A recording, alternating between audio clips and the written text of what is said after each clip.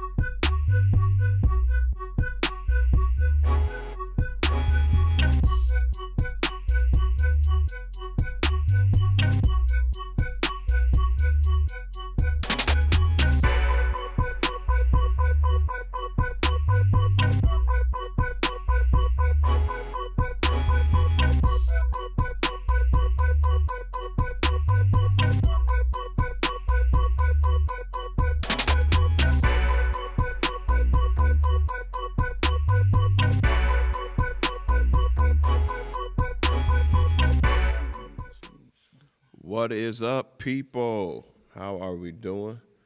It's good to see us all here.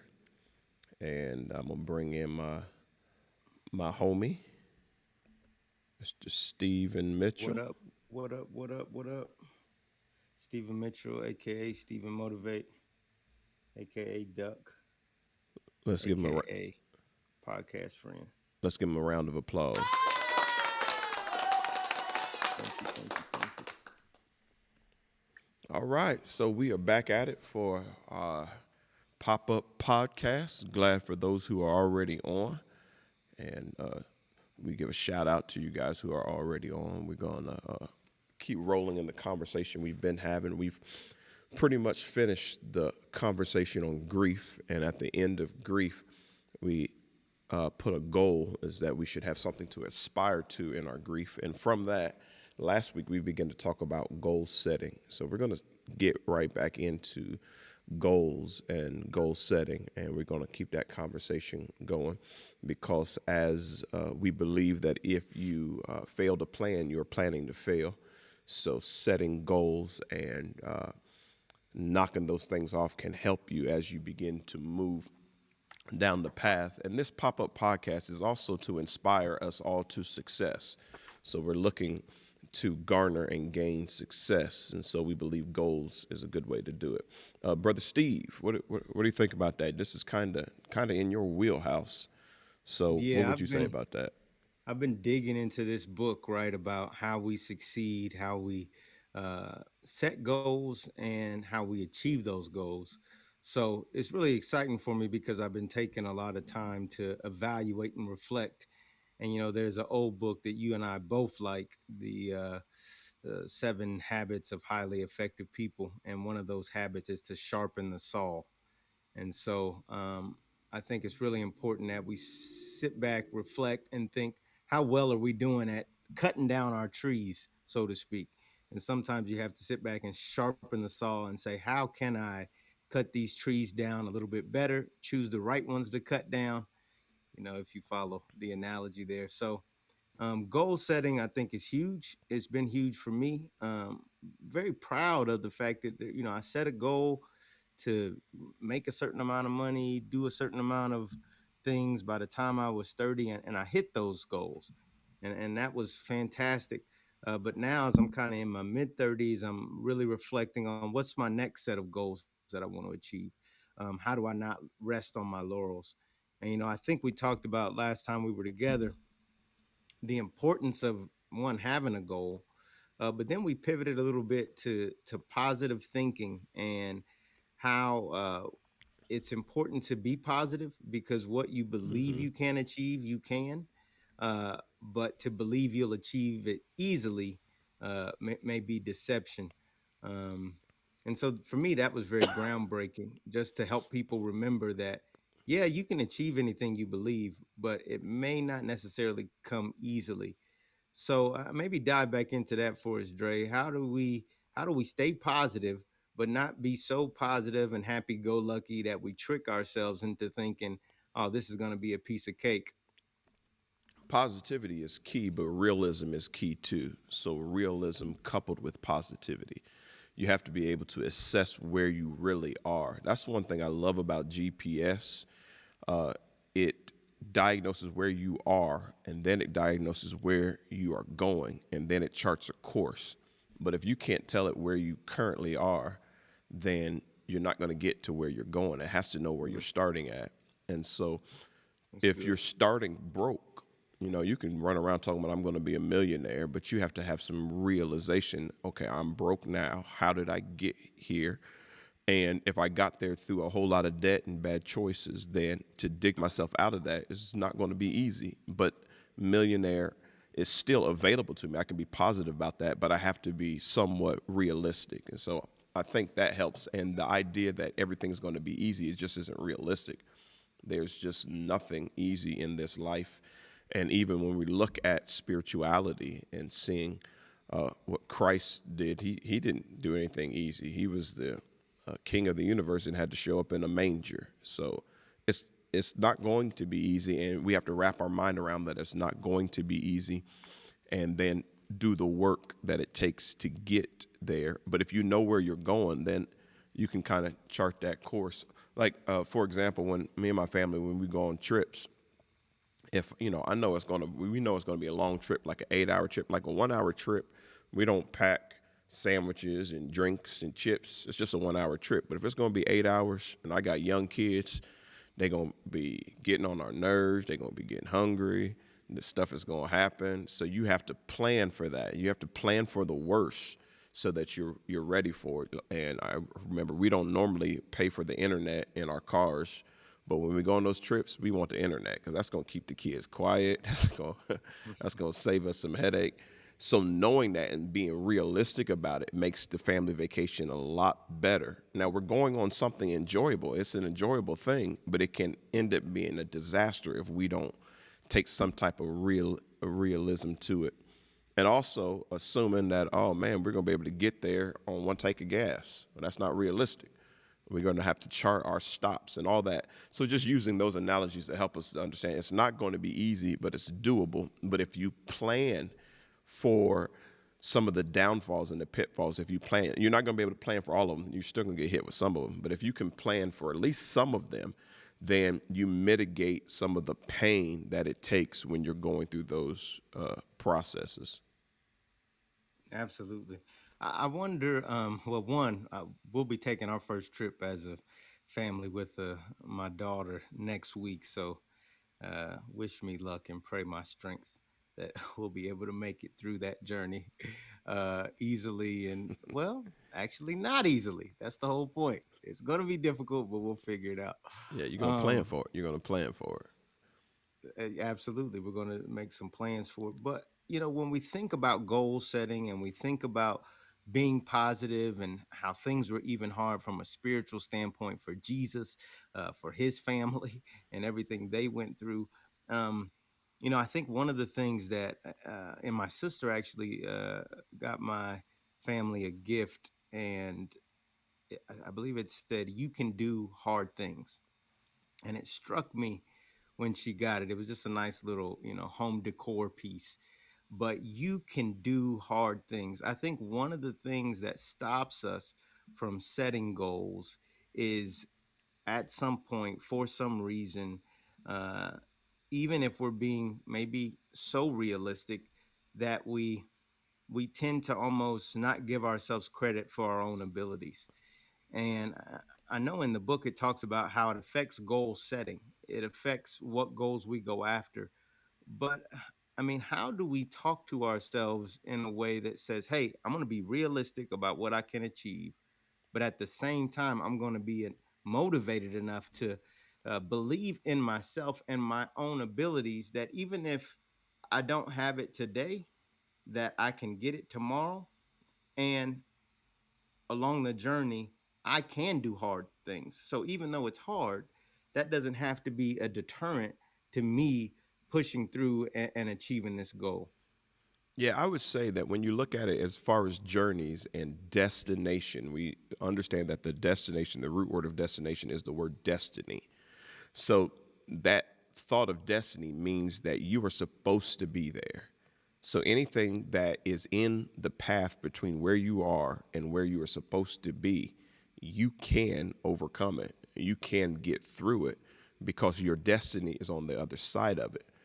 And Mm, sometimes the obstacle itself is the thing, or the obstacles is the things that shows you that you are ready or shows you what you are capable of. I like to use this analogy that I've never seen anybody use a bazooka to kill an ant. So the size of the weapon and the intensity of the attack shows you how much respect your enemy, your obstacle has for you. So when you are realistic and you see all these walls and all these challenges, what you also know is like, oh, I can get through this because my destiny calls me to get through this. In other words, this is my journey, this is my path, and there's no way that I cannot get through it unless I quit. So I just have to buckle down and figure out what is the best way to get through the obstacle. Because you can get to the journey several ways. I can go to Chicago and go through Alabama from Indiana, but that's way out the way. But yeah. I mean, I can get there. So you're it's not about not getting there. And that's what some people do. And the mistake that they make is they see the obstacles and they automatically assume I can't do it. So they quit. Then there's other people who see the obstacles and then they start going all around in the long way. And then sometimes you wise up and say, okay, I'm going to look at the obstacle. I'm going to diagnose the obstacle, pay attention to it, and I'm going to chart my course. I'm going to set my goals on how do I get through this to get to the other side, because the other side is where I'm supposed to be. My destiny is on the other side. That's what I was destined to do. That was what I was born for. When I say destiny, I'm talking about things that you were born to do this. So since you were born to do this, then that means nothing can stop you from doing this but you. And before I kick it back to you, Oprah Winfrey, she was born to be who she was. That journalistic interviewer, the Oprah magazine, the network, she was born for it. You can tell by the success she has, she was born for it. But she was also molested early on. So that was part of her obstacle.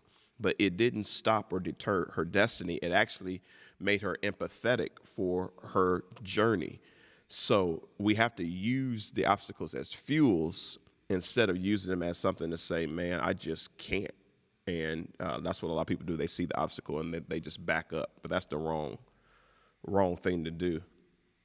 Absolutely. I think that your your comments make me think of so many things on the Oprah topic, and we'll just take a brief rabbit trail. But on the Oprah topic, do you think like Oprah could have done something else, so to speak? And I think I say that because Oprah does other things now, but at that time she was focused. But um, what do you think about that? She had the ability to do other things. Do you agree with that or not?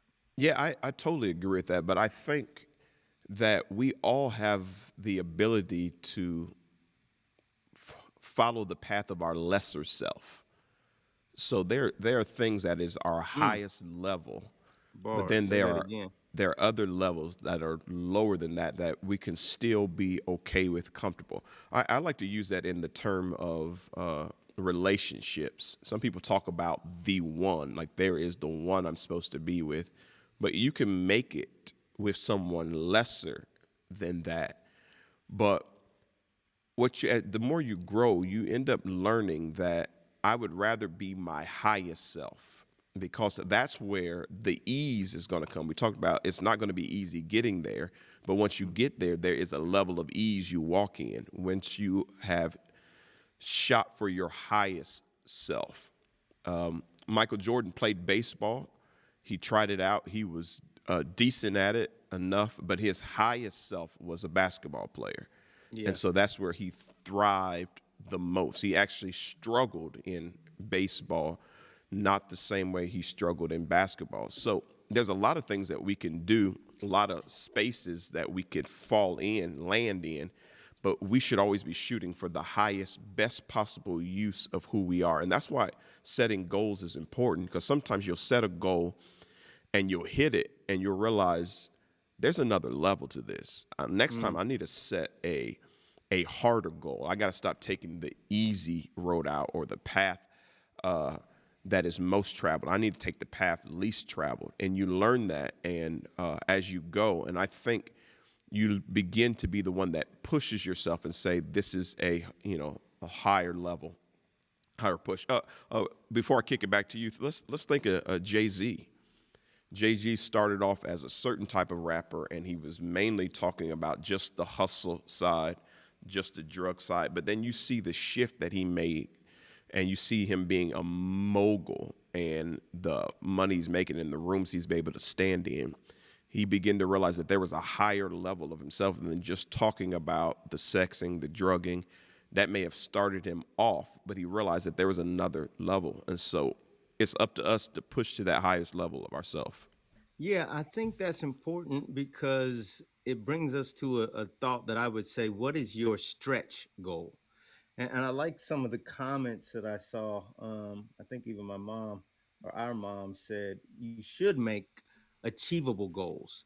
You should make goals that you can reach. So we talked about this, I think, SMART goals. And if we haven't, we will. SMART goals are specific, measurable, um, achievable, I believe, realistic, what's the T? Timely, I believe. So you can look it up. Google SMART goals. So I think that's important to have a goal that you can actually achieve. And there's a famous talk on YouTube. It says, hey, make your bed every day because at least you can start the day achieving something. Like that's just easy achievement. And you start achieving something as soon as you hop out of bed, it can set your day on a an achievement track. But beyond goals that you can just achieve, how many of us are really, to your point, setting those stretch goals? What's a goal that it's not enough to be easy for me, and it's not so hard that I can't achieve it? It's somewhere in between. It's like at the tip of my experiences, the tip of my abilities. I haven't yet done it. I believe I can, but I'm going to have to stretch. I'm going to have to go beyond what I'm used to doing, what I've seen in my past to get here. Uh, Stretch goals, and I think we don't always set them, and it brings up to a topic that we were texting about we talk about goal setting, but maybe we don't set our stretch goals because we don't spend enough time in fear setting. Uh, and we'll explain that. But first, Andre, I'll kick it to you, as this is something you may want to write down. Fear setting. Is anybody out there heard of fear setting? And if you haven't, maybe Andre can explain a little bit of what it means to him. That's I like that beyond our place of comfort. I like that point Dr. Elliott uh, put up. And that reminds me of that stretch goal. And I think sometimes it is the realism that helps you stretch yourself and get beyond what is comfortable for you. One thing that I've learned about myself, I'm not really a great negotiator. And from the simple fact that sometimes I come in with an idea of what I want and I'm willing to move. And so when the next person says something, I'm like, that's good enough, and I'll take it. But then later I was wondering, in reflection, I wonder, could I have gotten more? But I didn't stretch myself to be uncomfortable. I didn't stretch myself to have that rejection, that fear of rejection, to put a number across the table. And so I was like, I can be better at a negotiator if I learn to stretch myself and get outside of being comfortable. I like to be nice. So, if the guy gives me a number, it's only $10 more a month than what I wanted, that's good enough. No need to fuss about it. But that's made me a bad negotiator. And so if I want to be better, then I'm going to have to stretch myself. And in reflection of that, what stretches me, I've noticed that I have a fear of rejection. I don't like that confrontational rejection. And so I've learned that about myself and said, oh, once I pinpointed that about myself, I realized, okay, that's what makes me not good at negotiating. So now that I know it, I have to stretch myself in that area. And then when it leads to fear setting, I have to ask myself is what's the worst that can happen? What's worst case scenario? And once I've been able to see what's the worst case scenario or what is it that I really fear? And once I see what I fear and play out the worst case scenario of that fear, that actually empowers me to set the goal. All right. In this negotiation analogy, the worst that could happen is they could say no. So why not come in with a crazy number? Because they might say yes, but I'll never know if I start low and I have this fear of rejection. So let me just get that out of the way. There's a possibility that they can say no. So let me shoot at a number that they're going to say no at. Let me start there. And then maybe by the time we work our way down, we'll fall into something that's way better than what I wanted to begin with. But I have to be able to look at what is it that I fear and be willing to face that fear and walk into that. And that for me is outside of my comfort. But pressing into that and learning how to do that, that really has helped me as setting goals because I realized that, okay, it was the failure of yesterday that makes me set a better goal for tomorrow. Absolutely. So I wonder in the chat, how many people are fear setting? How many people are saying, okay, what's the worst that could happen if I go after a new industry? If I try to go and ask for a job that's two times my pay? Uh, so it's a thin line, right? Because we're telling you set goals, be realistic, but also there's a place. I didn't fully see that comment that was up, but there's a place of discomfort that we should be willing to press for if we're going to tap into not just what we're comfortable doing, but what we have the potential to do. And I think this idea of fear setting, saying, okay, what's the worst that could happen? And if I go down this path of what's the worst that could happen, uh, is there any upside? Is there will I see any benefit? And then what I like about this concept is there the guy who speaks about this, Tim Ferriss, he says, what's the cost of inaction? How much time do we spend, and ec- economists would call it, what's the opportunity cost, right? I remember when I was wanted to go to Africa for the first time.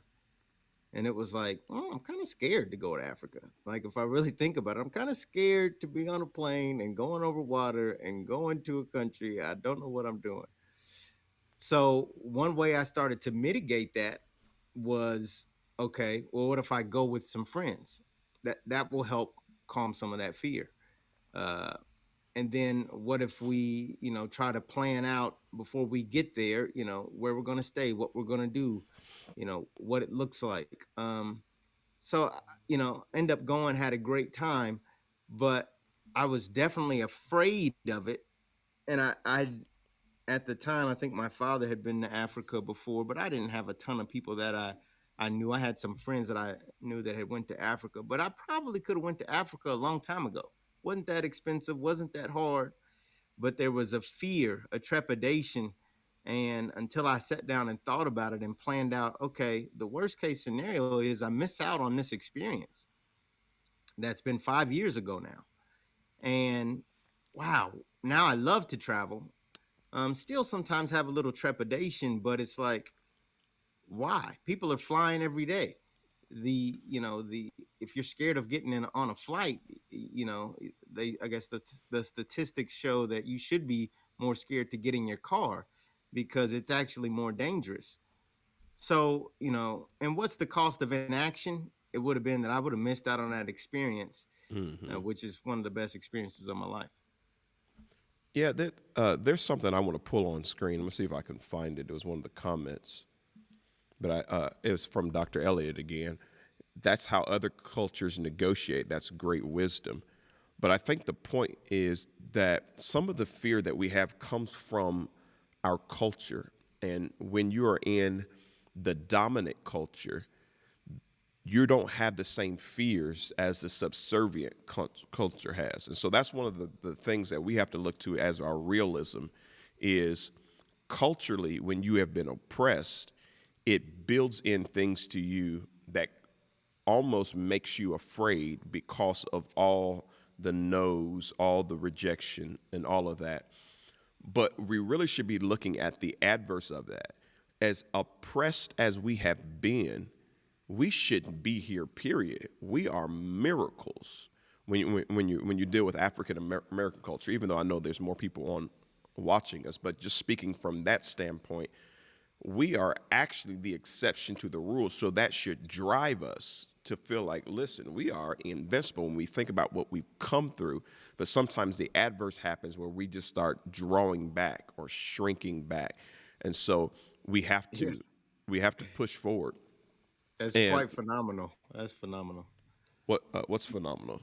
That our history, the fact that if you have brown skin, black skin, specifically, obviously other cultures have been through major things too, but the fact that you're alive and that you've been able to make it to this century is truly phenomenal. And we certainly don't give ourselves enough credit for that. I mean, I don't even like the phrase, but I'm not my ancestors. Our ancestors are phenomenal. The Yeah, fact they were able to live through that, are you kidding me? You yeah, come from great stock. yeah. Anyway, It's I didn't ridiculous. mean to cut you off. No, that's super dope. I found another comment. It's I don't know if I can bring it all on the screen, but let me see if I can. It says, being able to identify what motivates me allows me to commit to operate from a space of challenges. It allows one to be unstoppable and fearless. I like that because Javette is talking about the motivation actually overrides the fear.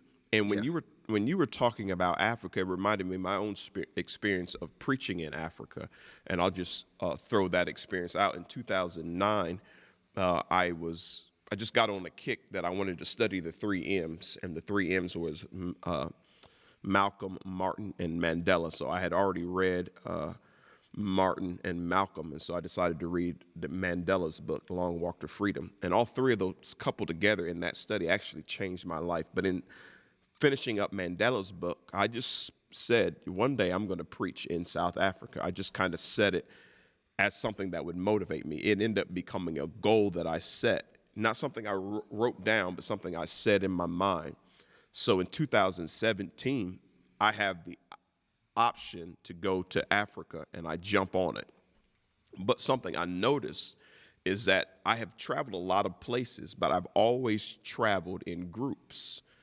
Travel with my wife. We've gone to places. This is not the first time I've been overseas. I preached in Haiti, but I was always in a group. This time I was going solo.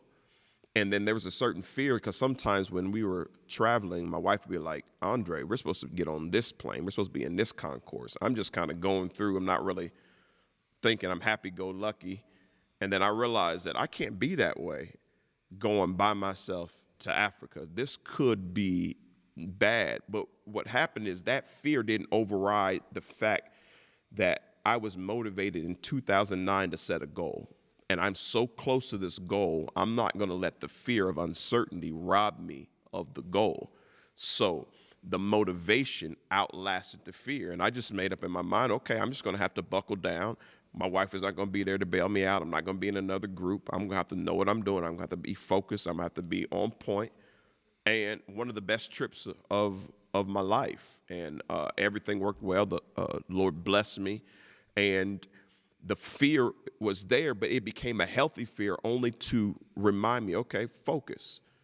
Allow this goal. You set a goal, but now allow this fear to set something up in you too. Okay, I got to override this. I got to get through this. I cannot shrink back from that. And that's the worst thing you can do is allow your fear to trump your motivation. First of all, if you don't have any motivation or any goals, then you're already in trouble. But then secondly, if you do have goals and motivations, then fear will try to creep in and snuff you from them. But really the fear, what it will do, it'll help you get to a place where you realize, oh, okay, I can do this. I just got to buckle down. And once you do it, you will never have that fear again. to that same degree.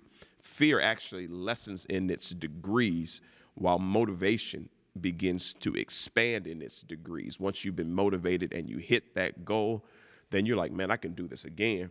Versus fear, once you overcome a fear, it loses a lot of its luster. And he's like, oh, okay, you can't make me scared again because I've already accomplished this. I've done this. Yeah, that's huge. And big ups to you, man, for moving in that way.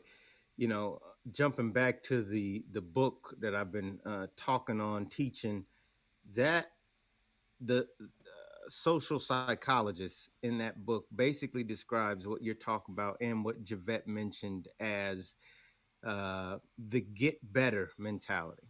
You There's basically two camps people fall in. They fall in either the be good mentality or the get better mentality. And what the be good mentality really is that, okay, I've got to already show that I am good. Every situation that I'm up against is a chance for me to prove myself. Let's say cooking. If I'm cooking something, all right, I need to show everybody that I know how to make this dish. Whereas the get better mentality is not afraid of making a terrible meal Mm. because they recognize that, okay, I didn't do good this time, but I can get better. I'm going to make my meal, I'm going to do my best. I may be afraid to do that, but once I make that meal and I feed it to somebody and I get feedback that this meal is garbage, then I'm going to say, wow, I can get better. I can get better at this. And so it's two camps. And I talked about this in a video that I recently released, is that you've got people that are looking to prove themselves when things come up, or you got people that are looking to improve themselves. And when you talked about how you knew the kind of person you had been, but you said, all right, I'm going to let that motivate me to focus. So when I take this trip, I will be more on point. You made the decision and said, even though this is what I have been doing, my abilities are not fixed. My abilities are not in a box. My abilities can grow. My abilities can stretch. I don't have to prove myself and say, and fake like I know what's going on. No, I go to the wrong concourse sometimes. I'm in the wrong terminal, but and I know that about myself. I can be honest with myself about that and say, okay, going forward, how can I improve myself? I'm going to pay more attention, or I'm going to ask more questions. I'm going to move in a way that recognizes my past, but doesn't stop me from moving, courageously into my future. Yeah, that's so powerful. I think the word that I like to say, it brings elasticity to our brains. It allows us to be stretched and stretch ourselves when we are not just trying to prove, but improve.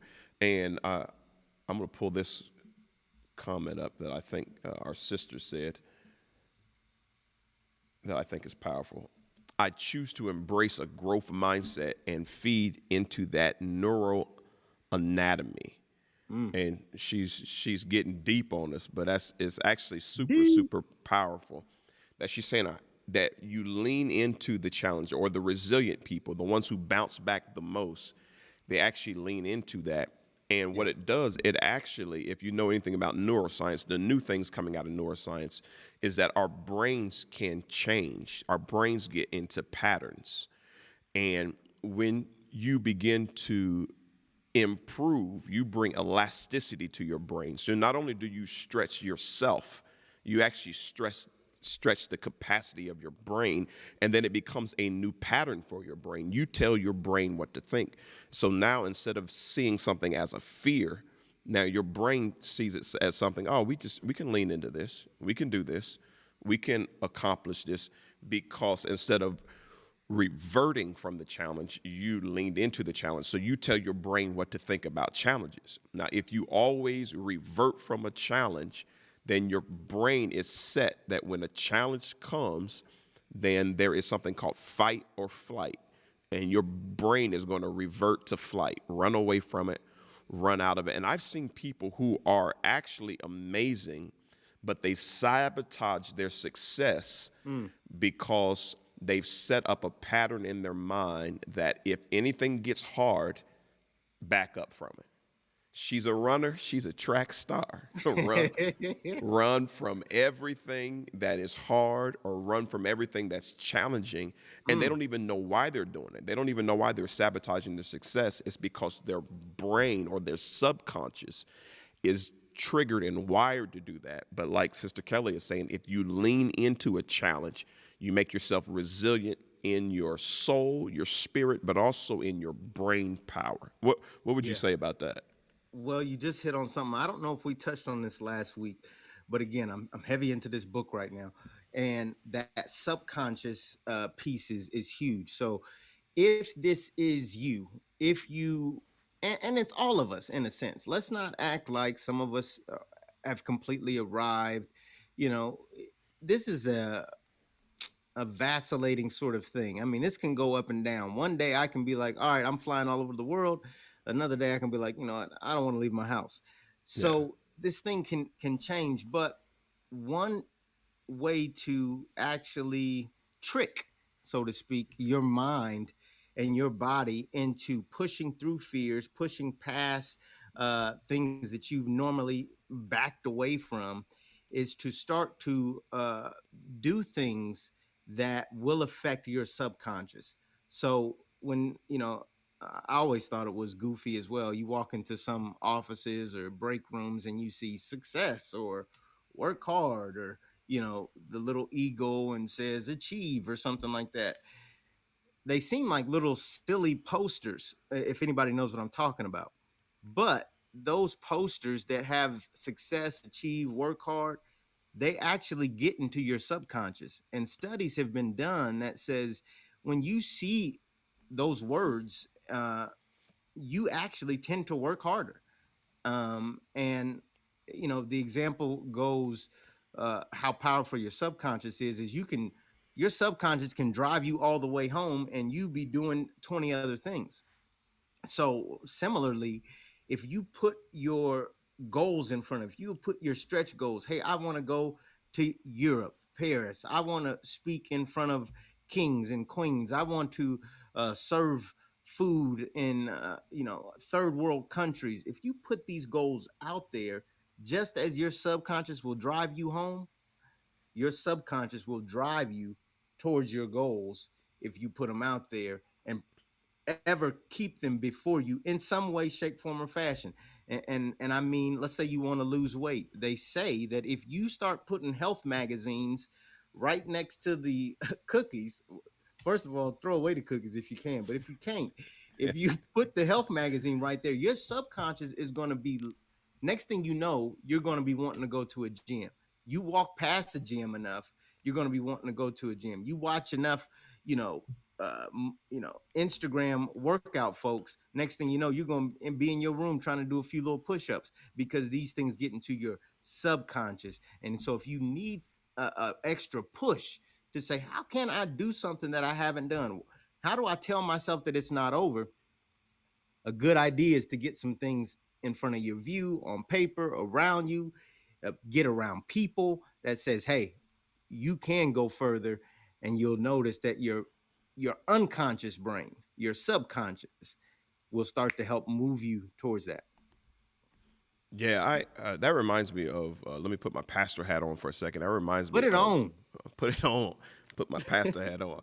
But that reminds me of a interesting Bible story that is sometimes left out because it's just one of those just interesting ones that's kind of nestled into the story of Jacob. But when Jacob was finally leaving after he's worked for both of those sisters after he got tricked, but he's finally leaving, and he comes up with a plan and he tells his father-in-law that just allow me to take all the spotted cows, the spotted calf. Let me have all of those, and you get all the ones that don't have spots, whatever. And to make a long story short, that he put a spotted stick in the drinking place of all the cows. And it seemed like all the cows that were coming and drinking from that place that had the spotted stick, which were the best cows. So he took the weak cows and had them just go to the water normally.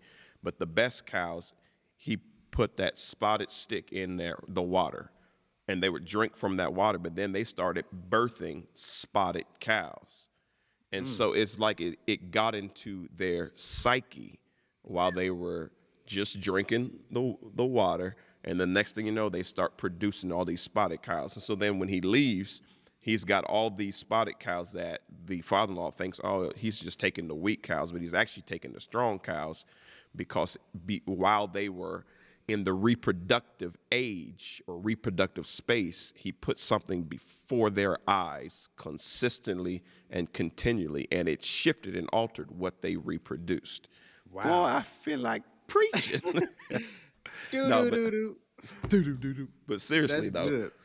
That's heavy, man. what you That's dope. set before you subconsciously, consistently, it has a way of affecting how you reproduce without you even knowing it. And so your production is based on what is set before you consistently. So your goals, whether it's something you're writing down, or if it's something you're just keeping before you, whether it's something that you playing, if you go to YouTube, you'll find just not wealth scriptures. You'll just find people talking about wealth, 11 hours that you can sleep to wealth. It's like, oh, that sounds stupid. That sounds, but it's really a principle of meditation. What you consistently have before you changes what you produce. And if you're active in doing it, it can really make a difference. Yeah. Joshua 1:8, the only scripture I remember. Come on, you got to do Meditate. better than I'm just playing.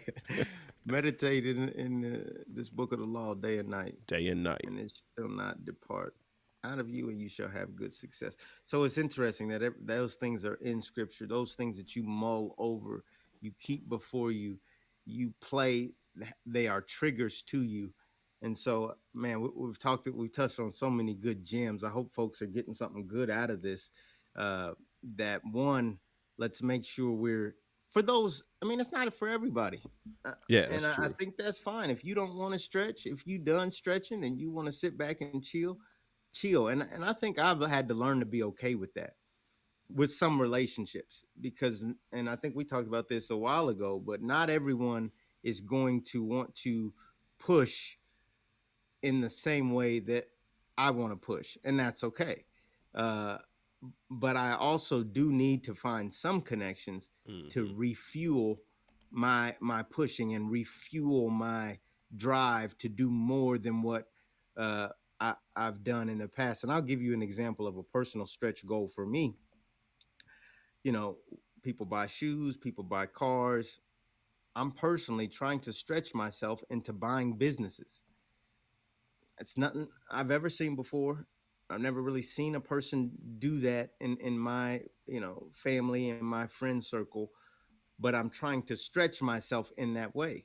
So because yeah, there's fear and trepidation there. I don't know what I'm doing. I could just be comfortable in my career and all that sort of thing, and I am, and I'm happy and uh, very grateful.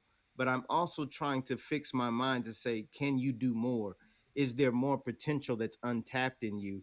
And to do that, I'm trying to get around the right people, hear the right things, read the right things, and then actually practice the right things. And I've been working on this for over a year, and I've ran into wall after wall after wall after wall after wall. And it seems as if something that I maybe should just give up on. However, something in me says this is a good stretch goal for you because it's not easy. It's not coming easy to you, and it's you know a lot, you've got a lot of education, but you know the experience and practicing what you know is totally different. So for me, that's my stretch goal. It's big, it's audacious. I have some specifics to it. It's measurable, it's achievable. I believe it's realistic, it's timely. Um, but that's my stretch goal. Do you have a stretch goal you feel like sharing, Dre? Man, I'm in the season. I'm getting ready to turn 45. I'm done stretching. I'm Y'all about, stretch. I'm about to get on.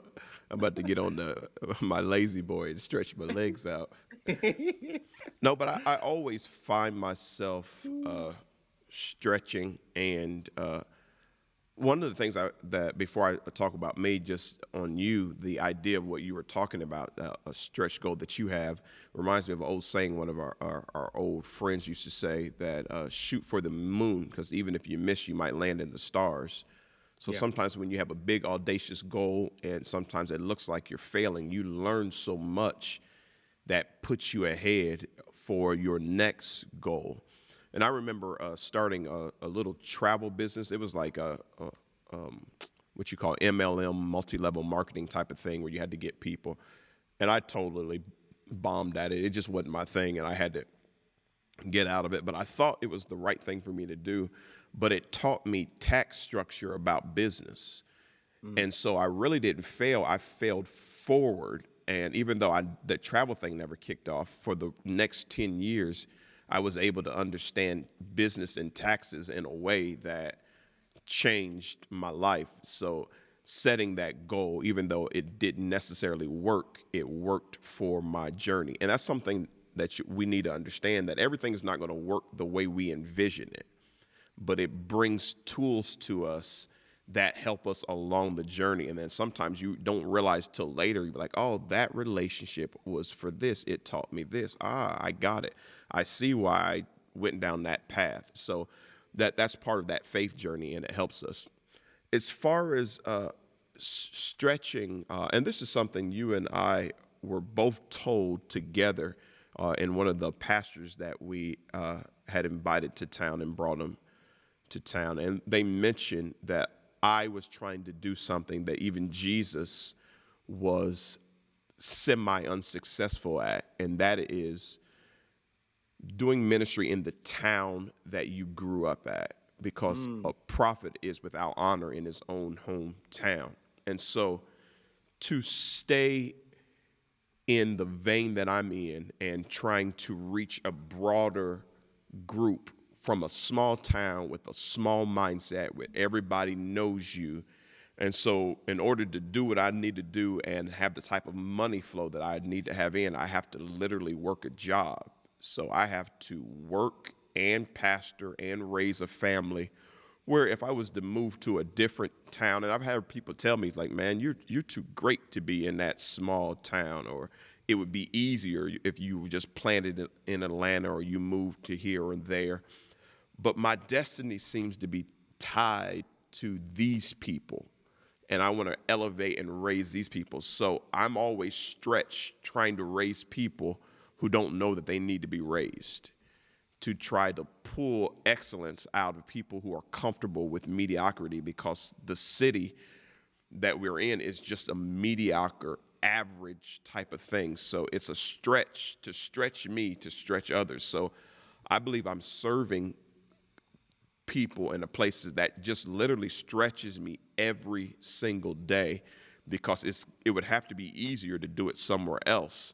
But also the benefit of doing it here means that the cliche rings so true to me. If I change one person's life, it's so worth it, because it's just like, if I can open the eyes of one person in my small town, small mindset type of people, and like for those of you who know, my goal is to build a state-of-the-art ministry in the hood, to take what people have looked over, take what even the city and our IRS has devalued my community, and build something powerful there. That stretches me every single day. But every time I get close to it, it's like, man, it's worth it. It's worth it when I hear a drug dealer be like, man, you're the only preacher I want to listen to, man. I won't come to your church. It does something to me. So I'm just keep going down that path. But is it easy? It is extremely difficult. And sometimes I just want to be like, this ain't worth it. It's not Yeah. worth it. But I keep battling with that, and I keep allowing it to stretch me. Well, And here's a bar. let me add Go this ahead. to that. So in doing that, now I've gotten closer to retirement. So now, like, if ministry blows up, it's like I have the question of, do I keep trying to do this and do it to retirement? Do I keep trying to juggle both things, being bivocational? Because now things are kicking off, but now it's just, so now it stretches me, because now I don't know what to do. I'm just got to keep going by faith. but it puts me in a good place where it never makes me lazy. I always have to get up and think, is this what I want to do? And go after it really, really hard every single day. Yeah, one bar that came to me was failure is feedback. Failure is feedback. And I saw Kelly put in the chat, and I love what y'all doing in the chat. The chat is popping right now, too. A lot of love. Um, but failure is feedback. And she said we got to redefine failure. And I totally agree with that. And I love what you just mentioned about how the things that what you imagined, um, the multi-level marketing group would be like, it didn't come to pass in that way, but look at what you gained from that and how to Yeah. set up and get some tax benefits and get some structures there that if you've had a multitude of benefit year after year after year after year after learning that. So that's amazing. Failure is feedback. So uh, I want to jump back to the fear thing, because there was a bar that uh, came out of that on the fear setting piece that I've got to give to you guys. And it's this: we suffer more often in imagination than in reality. We suffer more often in imagination than in reality. Meaning, if we play our fears out, and I think Andre, the clip you showed me mentioned this, your fears will have you homeless, you know, everybody hating you, nobody likes you, sitting in a dark room under a bridge, your fears will go crazy, but we suffer more in our imagination than in reality. And even to the point of what you mentioned around how the business, even my stretch goal, is not working like I wanted to. But man, I don't even know yet in this season how much that's going to benefit me in my next season. Uh, Hmm. so that's powerful. And I'll let you there's comment. there are certain things that are seeds, and as long as they're in seed form, you don't see the greatness of them. You take a watermelon seed and you eat it, it tastes horrible.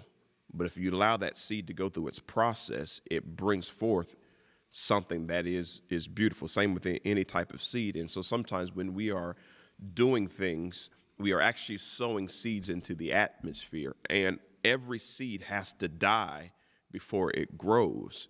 So sometimes the vision you had for it died. The vision you had for the business dies because it doesn't do what you thought it was going to do. It doesn't profit the way you thought.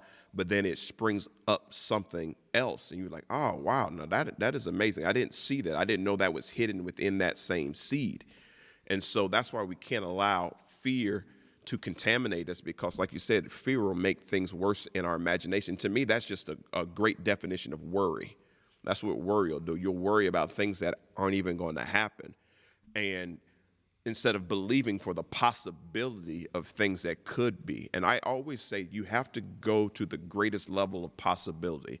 So if the business gives you the greatest level of possibility to change your family, you got to go for it. Now, maybe in the end of it, it doesn't do everything you thought it was going to do, but it was worth going down that path because of the possibility, the potential that was in that seed made it worth trying.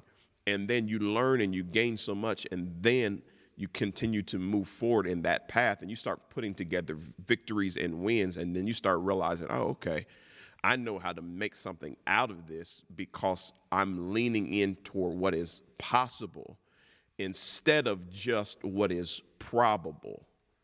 Hmm. What is probable can make you play it safe, but what is possible is going to stretch you.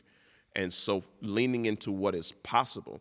And with God, all things are possible instead of just playing it safe toward the probability.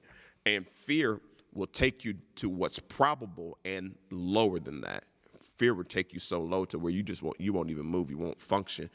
But faith will take you towards possible, and that's what goal setting will do. It'll push you in that. And also fear setting that fear out there, looking at it and be like, okay, I'm gonna let my mind think of the worst thing that can happen, and then I'm not gonna allow that to scare me. Okay, what's the worst thing that can happen if you get married? You end up divorced. Okay, that's the worst thing that can happen. So why not go ahead and take take that path, take that jump. You wouldn't be the only person that end up divorced.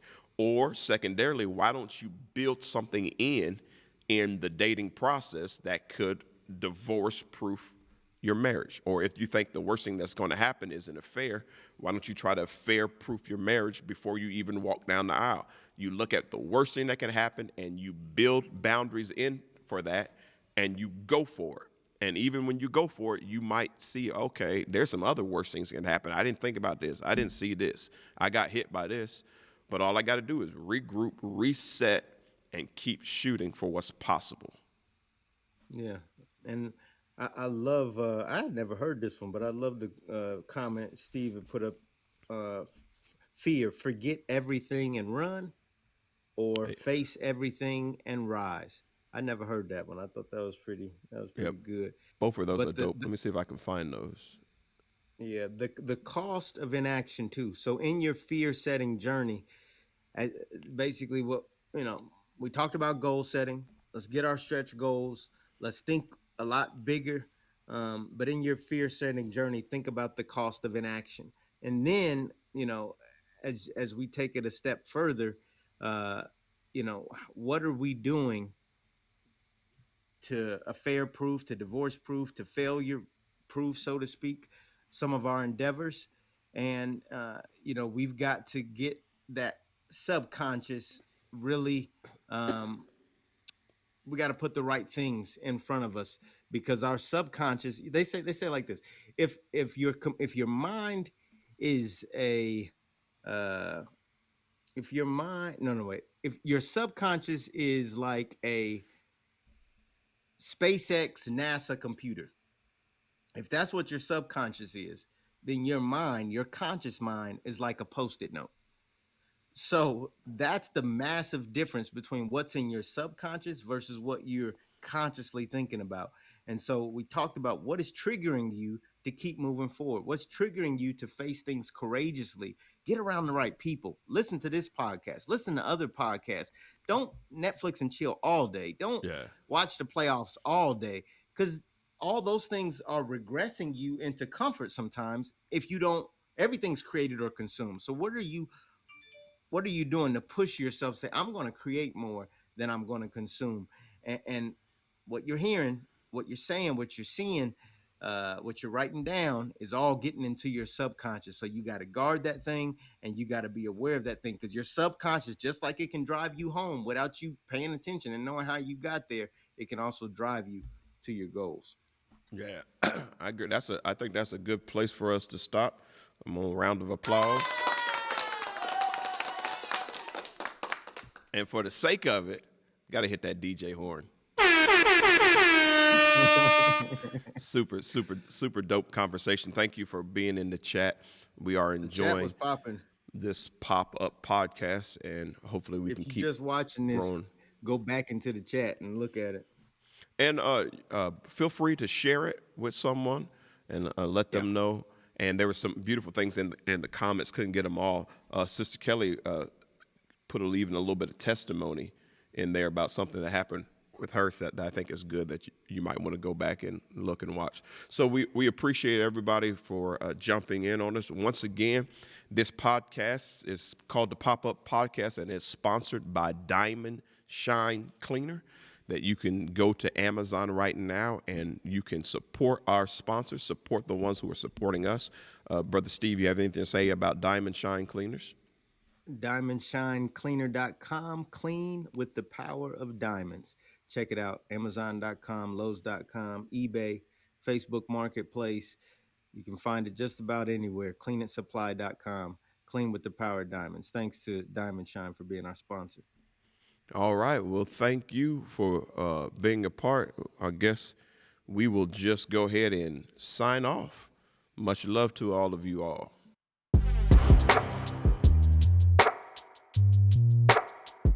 Man, powerful, powerful, powerful, powerful.